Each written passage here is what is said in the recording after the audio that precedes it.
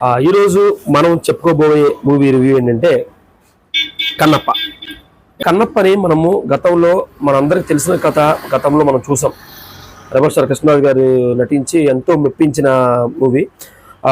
ఆ కథను ఇన్స్పిరేషన్ చేసుకునే ఈ కథను చేసినట్టుగా తెలుస్తుంది. అయితే సినిమా కోసం కొన్ని సీన్లు అయితే యాడ్ చేయడం జరిగిందని చెప్పి చెప్తారు. వాస్తవంగా అయితే ఆ కథకి ఈ కథకి చాలా వేరియేషన్ ఉంటుంది. చివరిలో మాత్రం కలుపుతారు.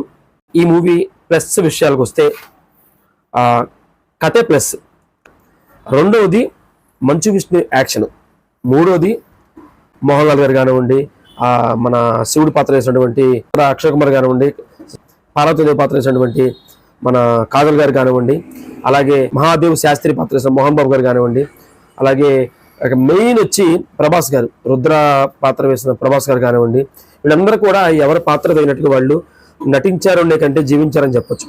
థియేటర్లోకి వెళ్ళేటప్పుడు భక్తి రసచిత్రం అని లోపలికి వెళ్తే కనుక ఖచ్చితంగా మీరు ఫీల్ అవుతారు సినిమాని. ముఖ్యంగా విష్ణు కెరియర్లో ద బెస్ట్ మూవీ అని చెప్పుకోవచ్చు ఈ కన్నప్ప. అలాగే మొదటి హాఫ్ అన్ అవర్ కొంచెం సోసోగా సాగిన మన మోహన్ లాల్ గారు ఎంటర్ అవుతారు. అక్కడ నుంచి సినిమా కొంచెం స్పీడ్ అవుతుంది. ఇంటర్వెల్ తర్వాత ప్రభాస్ గారు వచ్చిన కానీ ఎక్కడ సినిమా ఆగదనమాట. కన్ను రెప్ప వేయలేం, అట్లా చూస్తూనే ఉంటాం అనమాట మూవీని.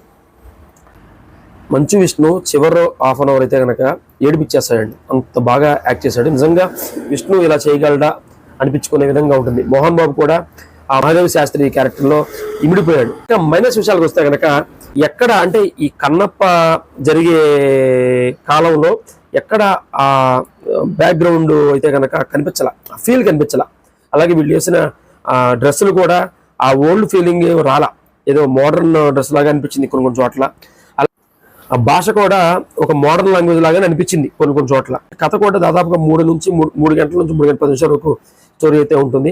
ఆ ల్యాగ్లు కట్ చేసుకుంటూ వస్తే కనుక చాలా బాగుంటుంది. ఇక బ్యాక్గ్రౌండ్ స్కోర్ మ్యూజిక్ అయితే కనుక ఎక్సలెంట్ అని చెప్పుకోవచ్చు. చివరిలో వచ్చే 2 సాంగ్స్ కానివ్వండి, స్టార్టింగ్లో వచ్చే కాళహస్తి సాంగ్ కానివ్వండి, ఇవన్నీ అయితే ఎక్సలెంట్గా అనిపించినాయి. హీరోయిన్ పాత్ర వేసినటువంటి ఆ ప్రియ తను కూడా చాలా చక్కగా చేసింది. ఆ శివుడి భక్తురాలుగా ఒక పక్కన, నాస్తికుడు మన శివుడిని ద్వేషించే పాత్ర, దేవుడిని ద్వేషించే పాత్రలో చేసిన విష్ణు గారికి భారీగా ఒక పక్కన చాలా అద్భుతంగా నటనైతే కనబరిచింది. ఓవరాల్గా సినిమా అయితే కనుక చాలా బాగుంది, కుటుంబ సమేతంగా చూడొచ్చు.